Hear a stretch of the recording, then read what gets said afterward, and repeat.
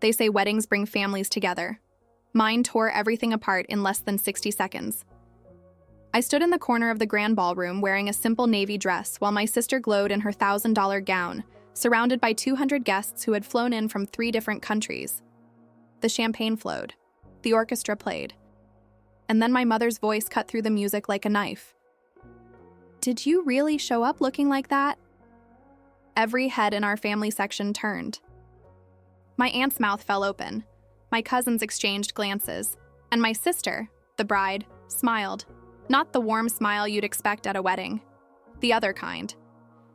"I mean, we did send the dress code," she said, loud enough for the entire table to hear. "But I guess some people just don't care." I should have left. I should have walked out right then. But something kept my feet planted to that marble floor. Maybe it was stubbornness. Maybe it was the memory of every time they'd made me feel invisible, unworthy, less than. Or maybe it was the classified letter folded in my purse, the one I wasn't supposed to tell anyone about yet. "Navy blue to a wedding?" My aunt joined in, her voice dripping with false concern.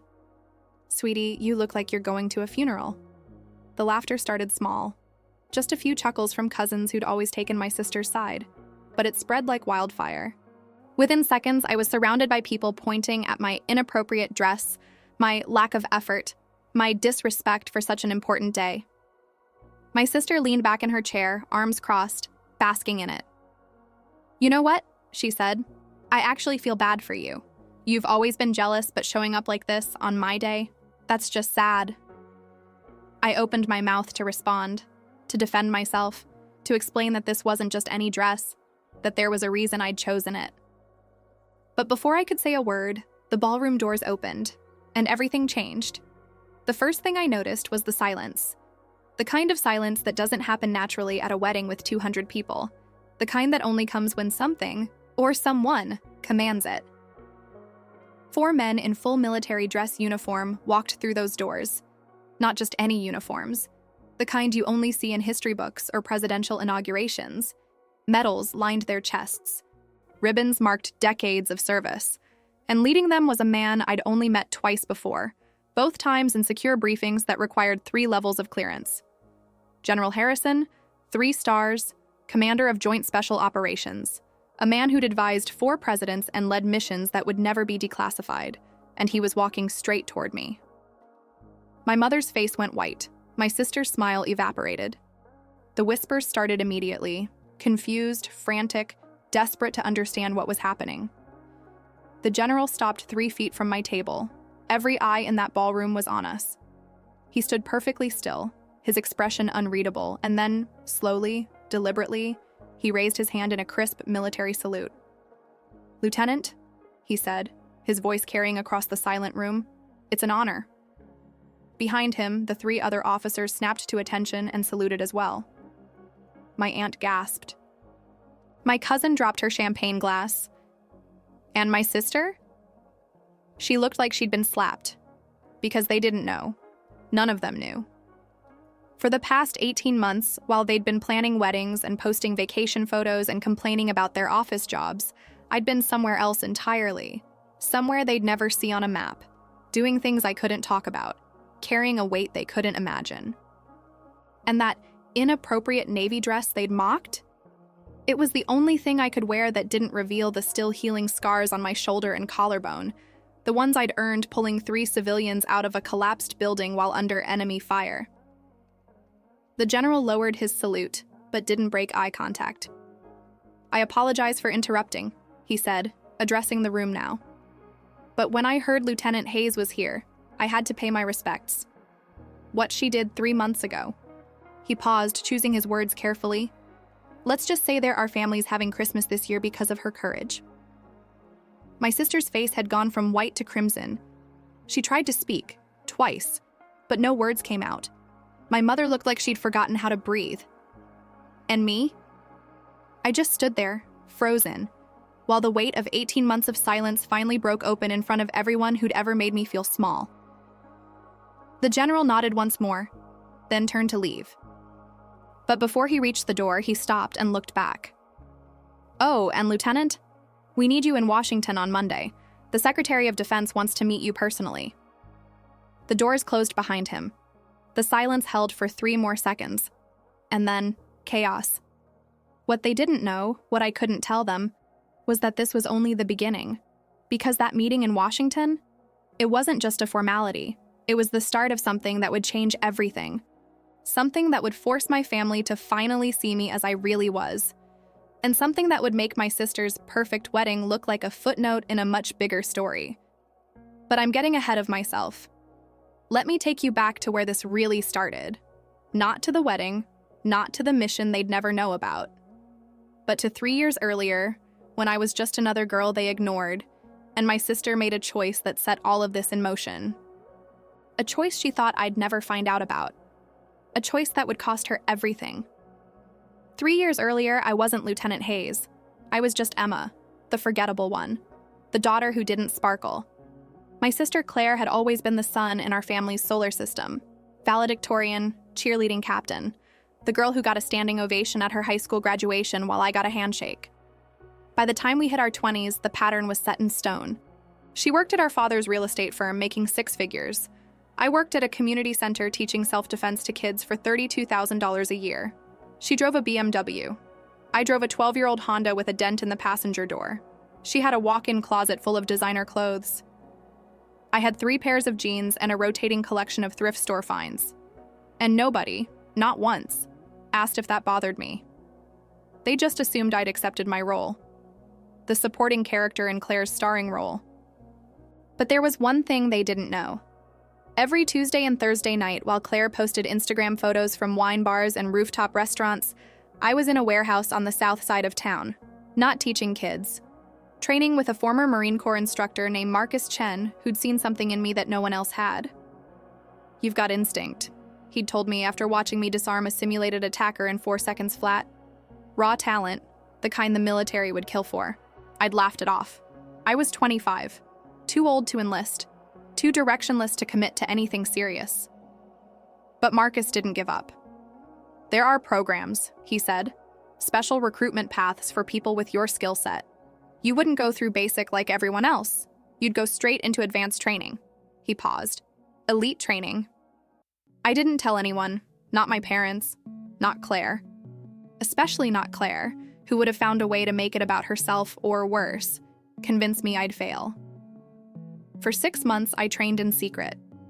I passed the initial assessments. I survived the psychological evaluations. And then, one Tuesday night, Marcus handed me an envelope with a government seal. "Congratulations," he said quietly. "You've been accepted into Officer Candidate School, specialized track." I should have been ecstatic. Instead, I felt something cold settle in my chest. Because that night, that exact night, was also the night of my father's 60th birthday party. The night Claire was supposed to announce her engagement. I showed up late, still wearing my training clothes under a jacket, the envelope burning a hole in my bag. The house was packed, champagne, catered food, a string quartet playing in the corner like we were royalty.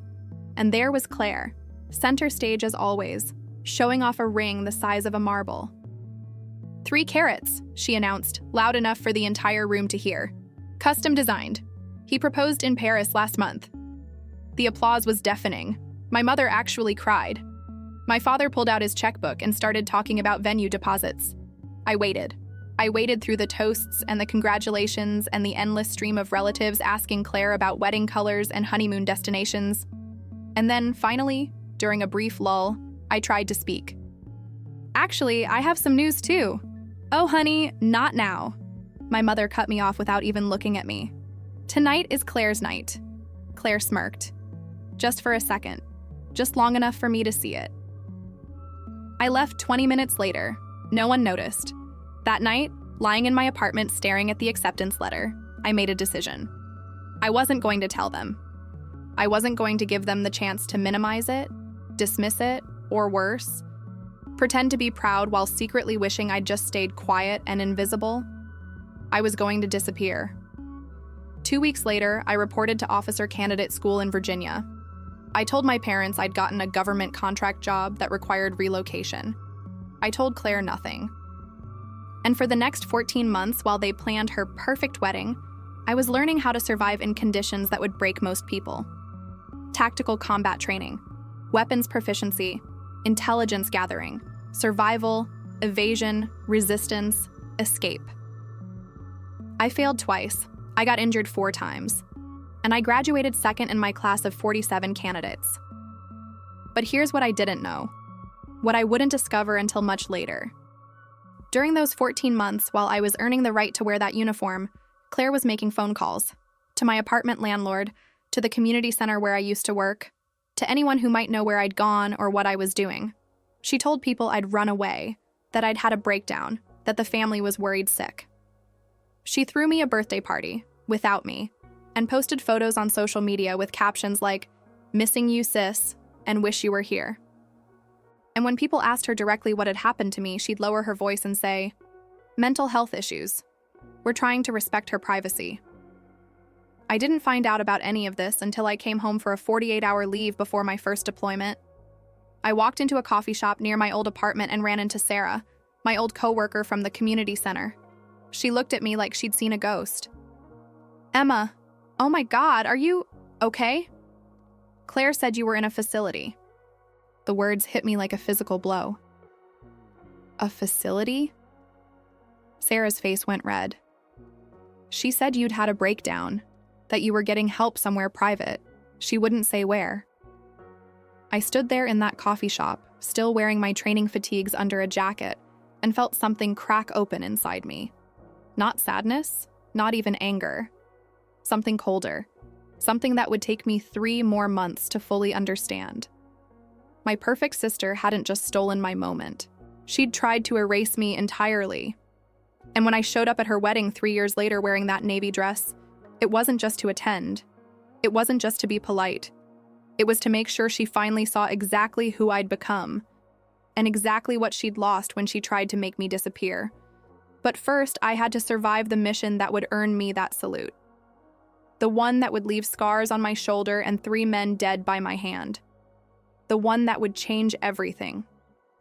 6 months before the wedding, I was on a transport plane heading into a country I can't name, carrying equipment I can't describe, for a mission that officially never happened. They'd briefed us 3 times. Each time, the stakes got higher. What started as a routine extraction became a high-value target recovery. And finally, in the 3rd briefing, with 2-star generals in the room, a critical national security operation. Translation: if we failed, people died. Important people. And the fallout would reach all the way to the White House. There were 4 of us on the team. Me, 2 Special Forces operators with a combined 30 years of experience, and a CIA analyst who looked like he'd never held a gun before, but could hack into a nuclear facility using a smartphone and a paperclip. My role was tactical support and intelligence gathering. I wasn't supposed to see combat. I was the backup, the contingency plan. That lasted exactly 14 hours. We inserted at 300 hours under cover of darkness. The target building was a 4-story compound in the middle of a city with 2 million people, most of whom had no idea that terrorists had been operating out of a warehouse 3 blocks from an elementary school. Our mission: retrieve 3 American journalists who'd been taken hostage 4 weeks earlier. Intelligence said they were being held on the 3rd floor, guarded by 6 hostiles, with minimal security protocols. Intelligence was wrong. We made it to the 2nd floor before the shooting started. Not 6 hostiles. 14. Not minimal security.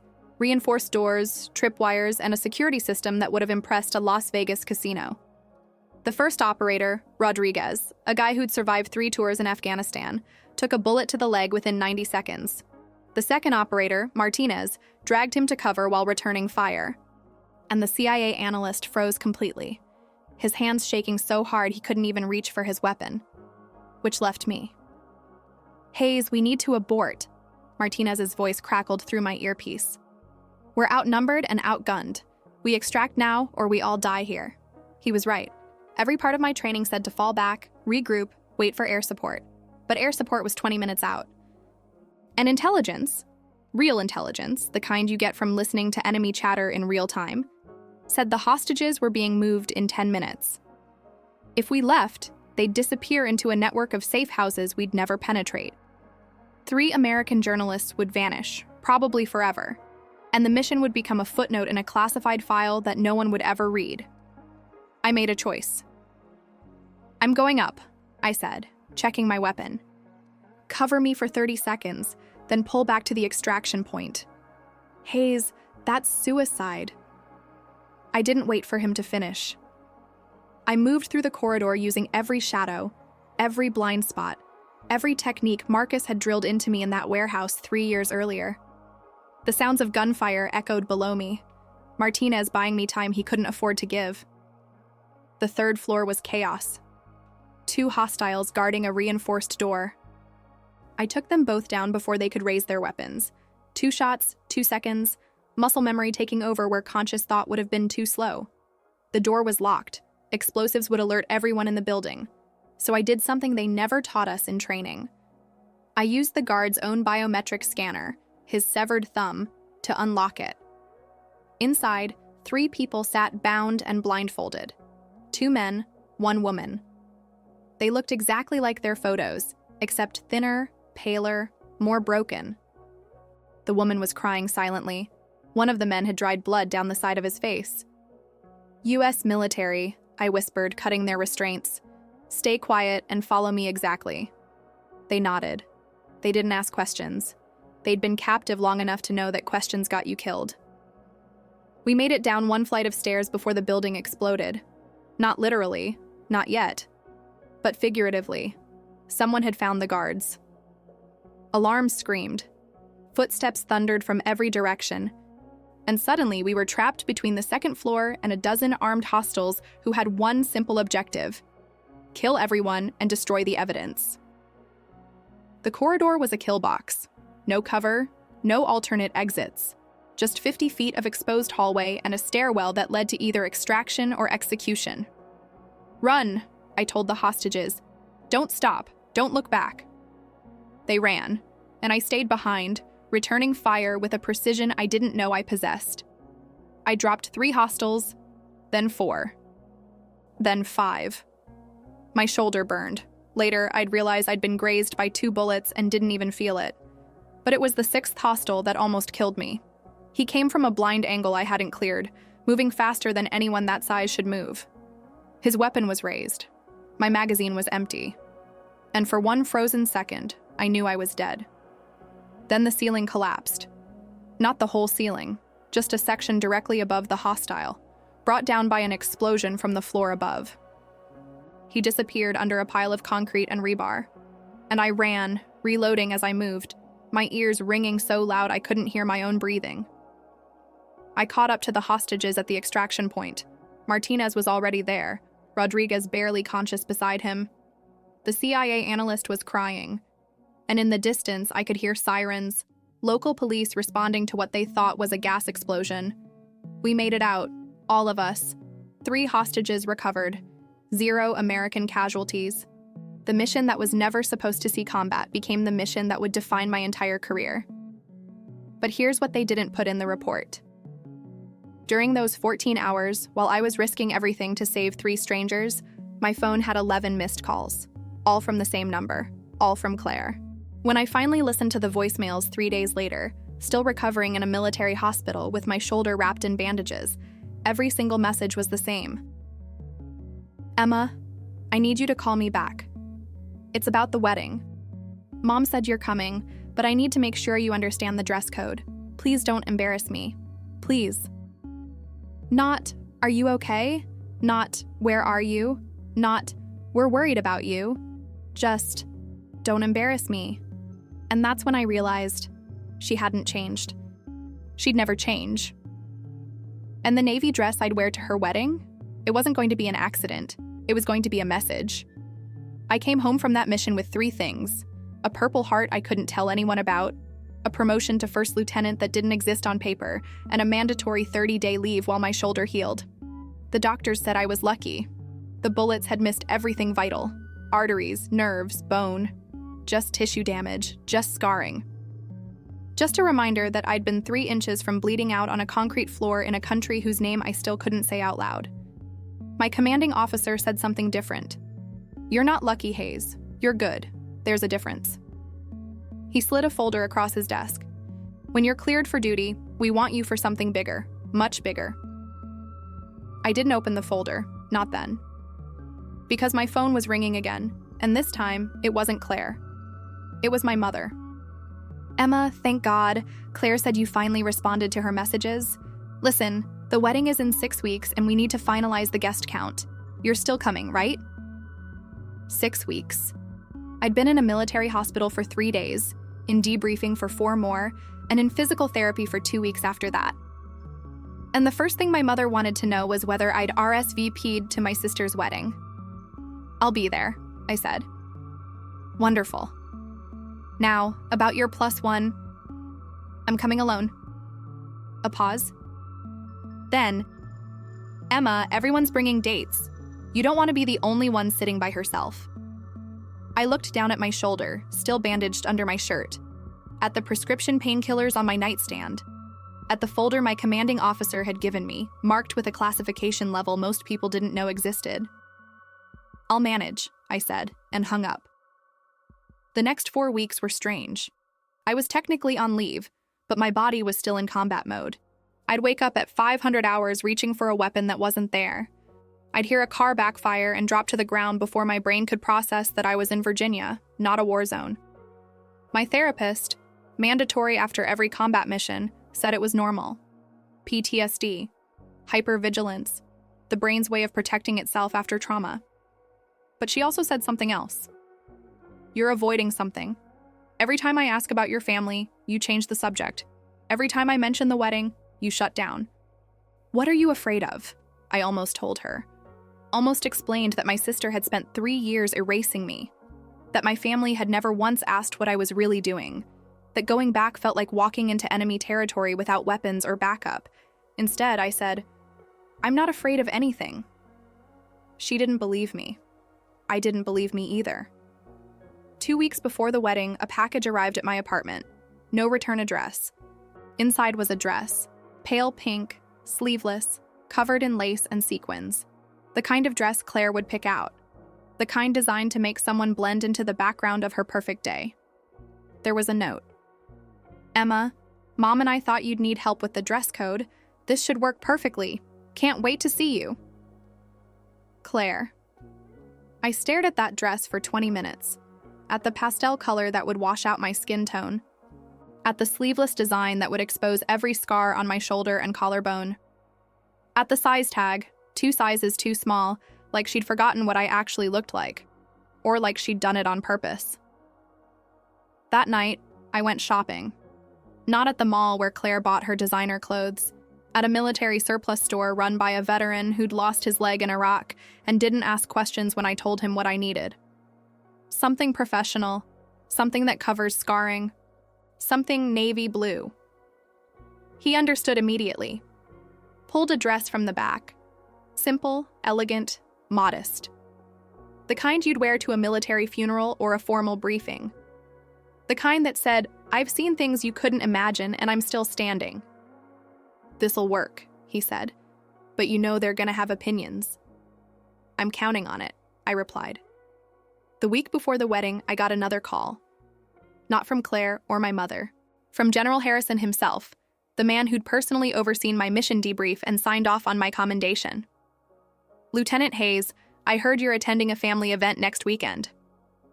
Yes, sir. My sister's wedding. A pause. I also heard it's in the D.C. area. Fort McNair, specifically. That's 15 minutes from the Pentagon. I didn't ask how he knew. Generals know everything. I'll be attending a conference at Fort McNair that same weekend, he continued. Different event, obviously. But I'd like to stop by and pay my respects, if that's acceptable to you. My heart stopped. Sir, you don't need to.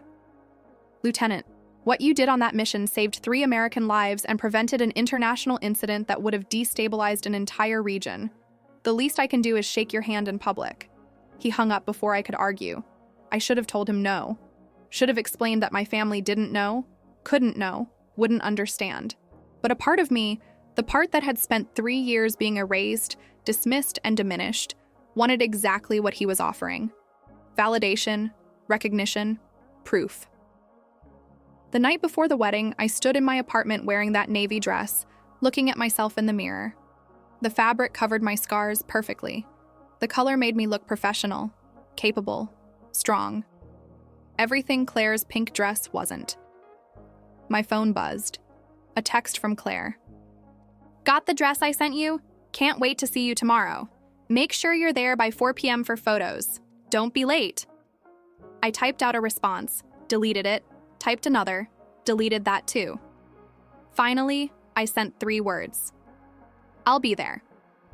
What I didn't say, what she wouldn't understand until it was too late, was that I wasn't coming as her invisible little sister anymore. I wasn't coming to blend into the background or play my assigned role in her perfect day.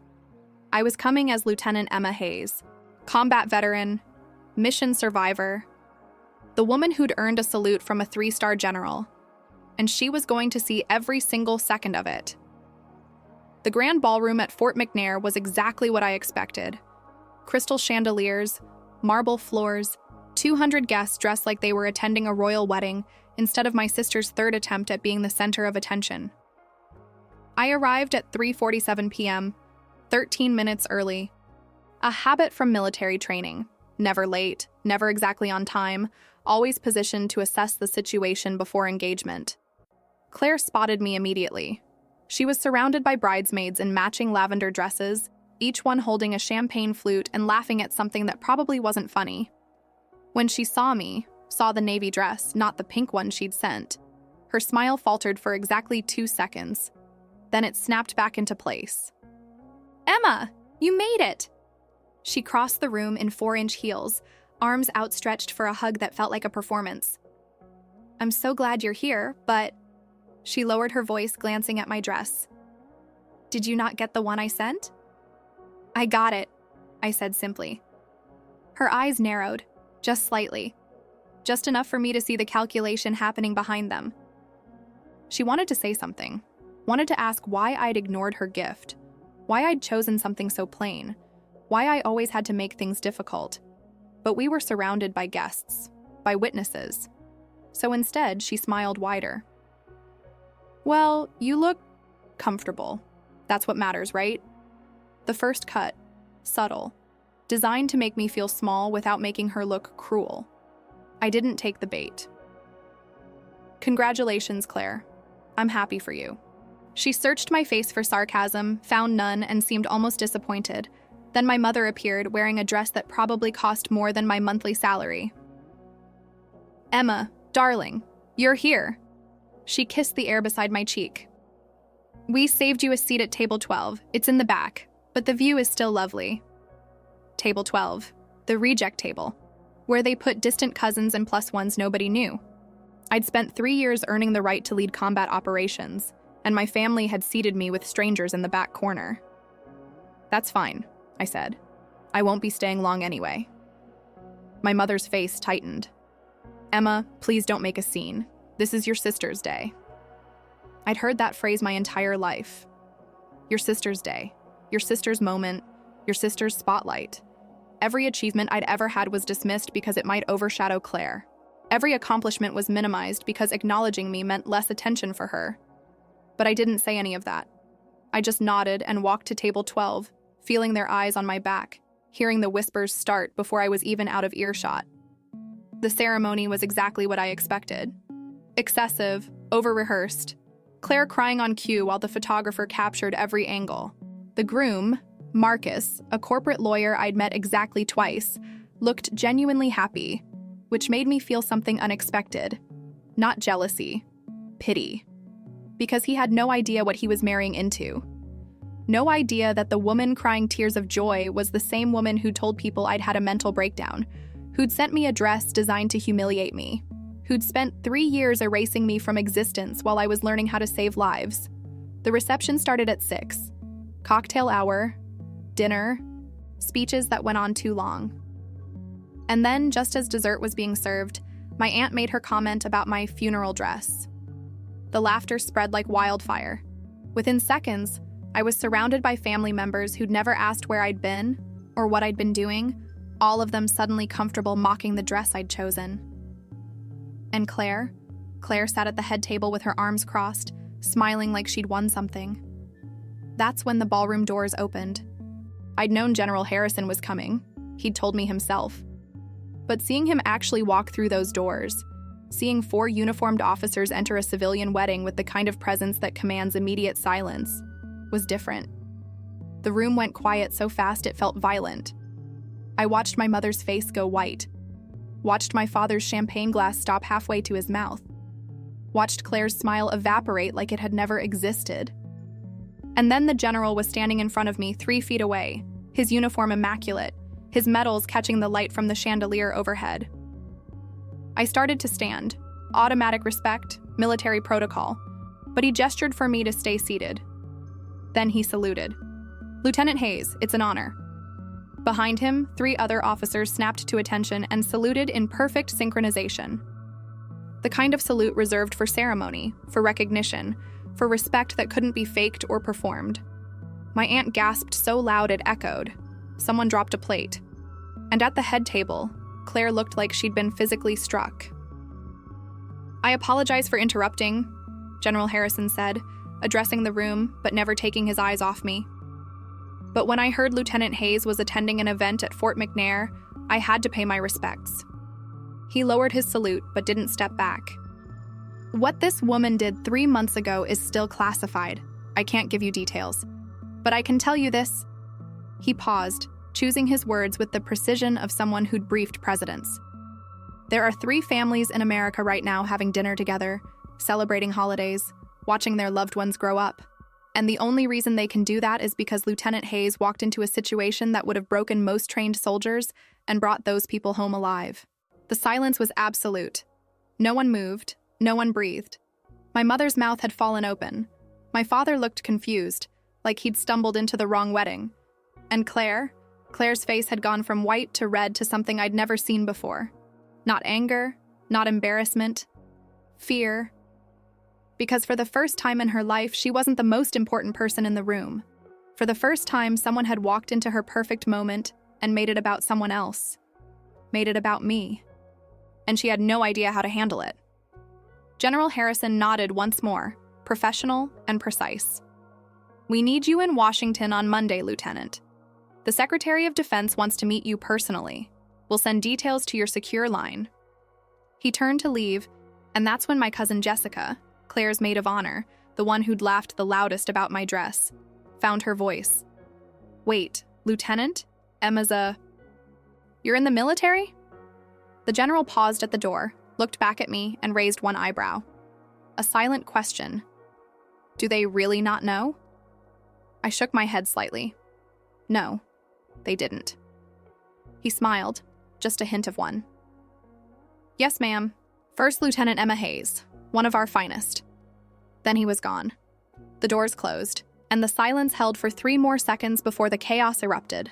But the real explosion, the one that would tear my family apart and force Claire to finally face what she'd done, that was still coming. And it would start with a single question from my father that no one was prepared to answer. My father's voice cut through the chaos like a knife through silk. 3 years. Everyone stopped talking. The guests who'd been whispering. The relatives who'd been pulling out their phones to Google my name. Even Claire, who'd been standing frozen at the head table, looked at him. He was staring directly at me, his face unreadable. "You've been gone for 3 years. You told us you had a government contract job. You said it was boring, paperwork, nothing important." His voice was steady, but I could hear something underneath it. Something that sounded like hurt. "You've been in the military this entire time?" The room held its breath. I could have lied, could have downplayed it. Could have said it wasn't a big deal, that I'd just forgotten to mention it, that I didn't think they'd care. Instead, I told the truth. "Yes." "And you didn't think to tell us?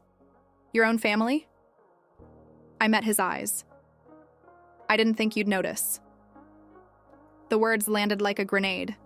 My mother gasped. My aunt looked scandalized. And Claire's face went from red to white in 2 seconds flat. "Emma, that's not fair." My mother started. "Isn't it?" I stood up slowly, careful not to jar my still healing shoulder. When I told you I was leaving for Virginia, did anyone ask why? When I missed Thanksgiving 2 years ago, did anyone ask where I was? When I came home on leave and had 14 missed calls, all from Claire about wedding details, did anyone think to ask if I was okay? Silence. I was in officer candidate school, I continued, my voice level, controlled. One of the hardest training programs in the military. I failed twice. I got injured 4 times. I graduated second in my class. I looked at Claire. And the entire time you were telling people I'd had a mental breakdown. Claire's face went pale. I didn't. That's not what I... Sarah from the community center told me. You said I was in a facility, that I was getting help for mental health issues. You threw me a birthday party without me and posted photos on Instagram with hashtags about missing me. My mother turned to Claire, confused. Claire, what is she talking about? But Claire couldn't speak, because everyone in that ballroom was looking at her now. All the guests who'd laughed at my dress, all the family members who'd dismissed me my entire life. They were all watching her try to find words that wouldn't come. My father's voice was dangerously quiet. Claire, did you tell people your sister had a breakdown? I was worried, Claire stammered. She disappeared. She wouldn't answer calls. What was I supposed to think? You were supposed to think I was an adult making my own choices, I said. Instead, you tried to erase me. That's not what I did. Then what was it? I pulled out my phone, scrolled to a saved screenshot, and held it up. This is a post you made 18 months ago. Quote, praying for my sister during this difficult time. Mental health matters. Family, first, always, here for you. The photo showed Claire with her arm around an empty chair at a restaurant, like she'd brought a chair for a ghost. I made that post the same day I was running tactical combat drills in 110-degree heat, I said. The same day I learned how to disarm someone holding a knife to a hostage's throat. The same day I qualified expert marksman with 3 different weapons. My mother was crying now. Not the pretty tears Claire had cried at the altar. Real tears. Ugly tears. Emma, we didn't know. Because you didn't ask. I looked around the room at all the faces that had judged me, dismissed me, made me feel invisible for 28 years. Not once in 3 years did anyone in this family ask what I was actually doing. You just assumed it wasn't important. Because if it was important, you would have heard about it. Right? No one answered. Do you want to know what I did 3 months ago? I didn't wait for permission. I walked into a building with 14 armed hostiles and brought 3 American hostages out alive. I took 2 bullets, grazed, but still, I killed 6 people. 6 human beings who would have killed me and everyone I was trying to save. My mother's face had gone ashen. Several guests looked away. And while I was in a military hospital recovering, you called me 11 times. Every single voicemail was about the dress code for this wedding. Not, are you safe? Not, where are you? Just, don't embarrass me? Claire found her voice, finally. But it came out small, broken. I didn't know. How was I supposed to know? You weren't, I said simply. Because I didn't tell you. Because the last time I tried to share good news, the night I was accepted into officer candidate school, Mom cut me off and said it was your night. Your engagement night. So I learned to stay quiet.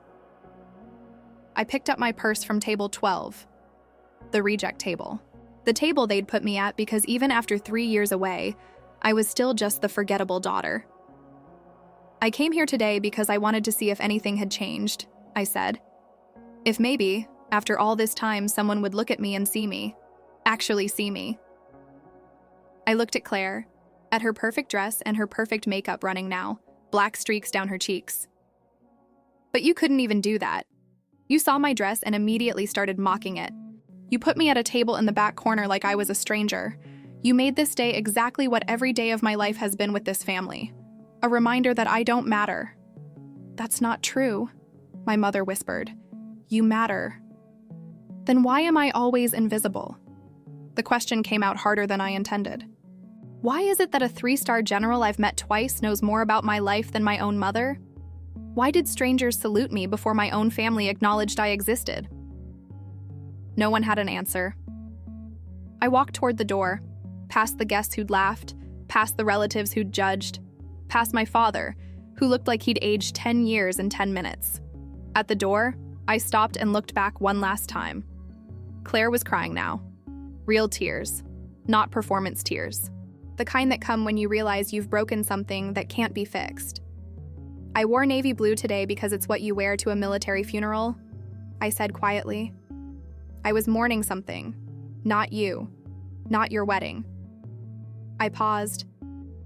I was mourning the sister I thought I had, the family I thought would care if I disappeared, the people I thought would notice if I never came back. And then I walked out of the grand ballroom, leaving behind the wreckage of 3 years of silence and 28 years of being invisible. But what I didn't know, what I couldn't have known, was that walking out that door would set off a chain of events that would change everything.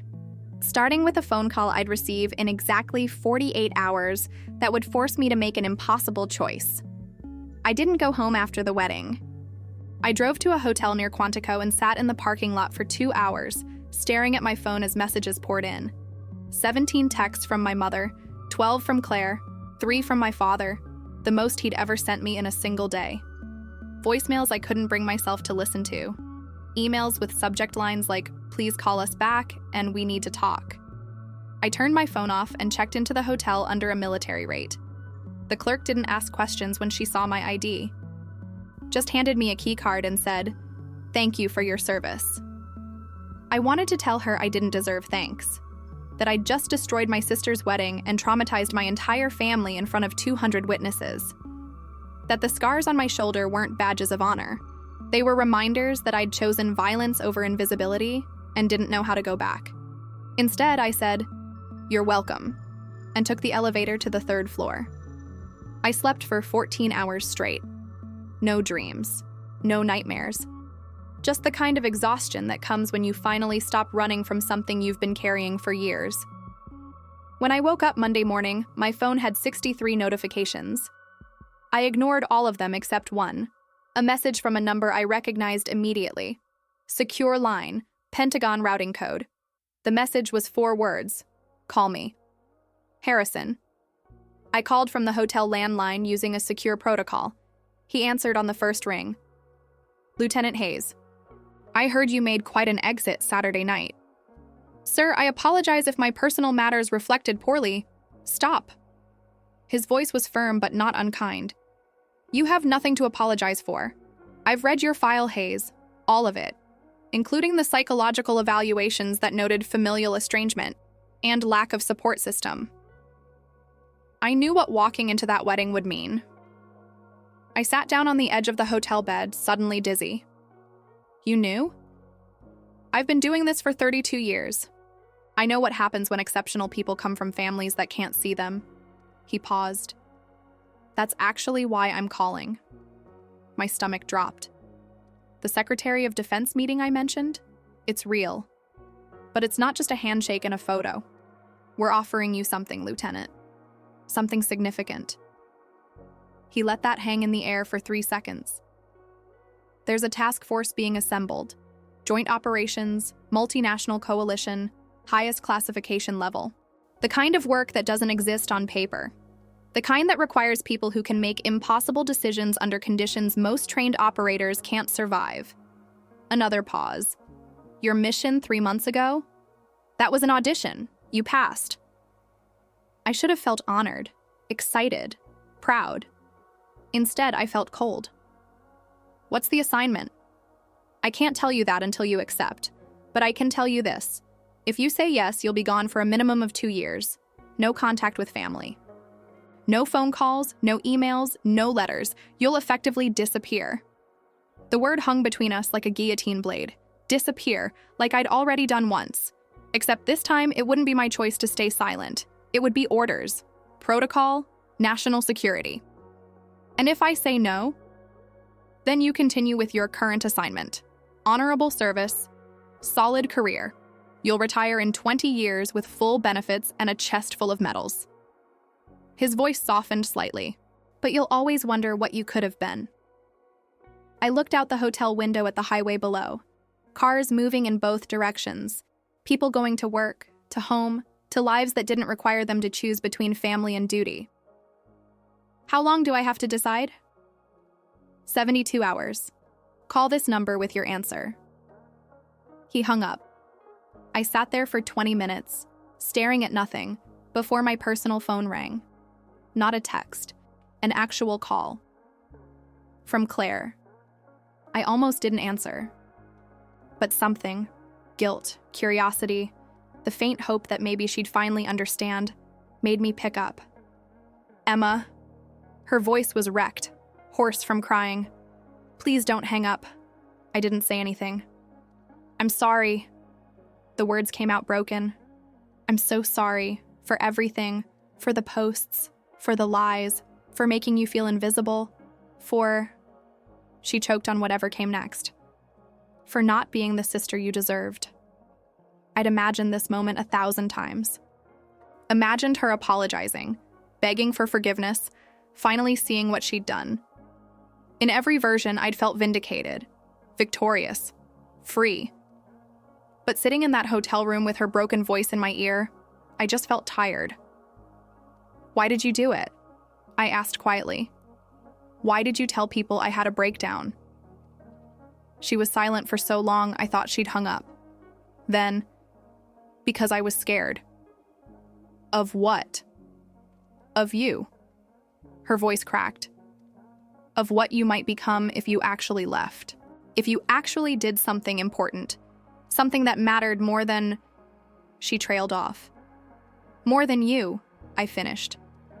Yes. She was crying now. I know how that sounds. I know how selfish and horrible it is. But my whole life, I was the special one. The perfect one. And you were just... Emma. The one who didn't need attention. Who was fine being in the background. I was never fine with it, I said. I know that now. She took a shaky breath. Mom told me about the officer candidate school acceptance. She found the paperwork in some old boxes. You were accepted 3 years ago, and you tried to tell us the night of my engagement. I closed my eyes. She cut me off. I know, and I'm so sorry. If I could take it back, if I could go back to that night and actually listen to you. But you can't, I interrupted. Not cruelly, just factually. Another silence. What do you need from me? Claire asked finally. How do I fix this? I thought about General Harrison's offer, about 2 years of disappearing, about the choice I had to make in 72 hours that would define the rest of my life. I need you to understand something, I said. I spent 3 years becoming someone you'd never imagined I could be. I saved lives, I earned medals, I proved to myself that I mattered. I paused, and none of that, not one single second of it, was about you. Then what was it about? It was about me finally seeing myself, even if no one else could. I heard her breath hitch. Are you ever going to forgive me?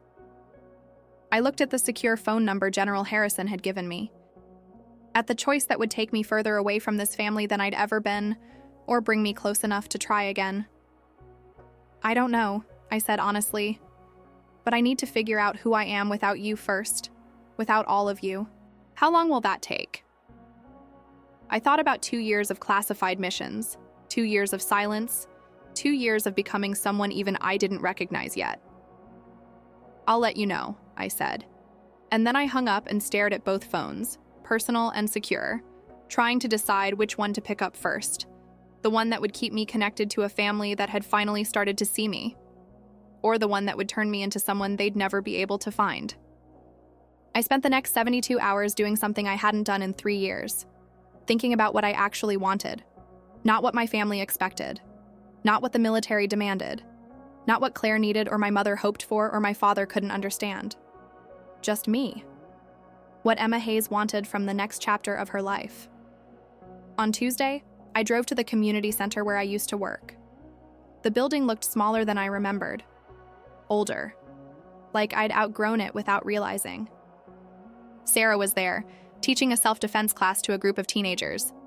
She saw me through the window and froze mid-demonstration, her face cycling through surprise, confusion, and something that looked like relief. After class, We sat in the empty gym while she asked the questions everyone else had been too afraid to ask. Where were you really? Officer candidate school, then tactical operations, then a mission I can't talk about. She nodded slowly, processing. And the breakdown Claire talked about?